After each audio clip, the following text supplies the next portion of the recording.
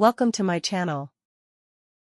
How to set up Archer GE800 for Unifi PPPoE mode.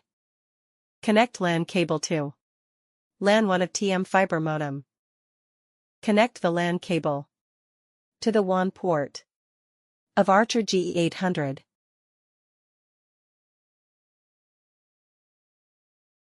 Connect and switch on the power switch.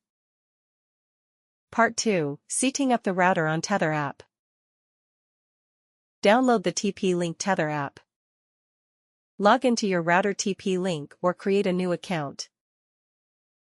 Click the plus button and choose model of your router. Choose the type of your router. Choose model of your router. Prepare the hardware. Follow the instruction on the app. Power up your modem. The router is ready for setup when it's showing the same indicators as illustrated on the app. Click Scan to quickly join the default Wi-Fi network of the router. Scan the QR code on the back of the router to join the default Wi-Fi network.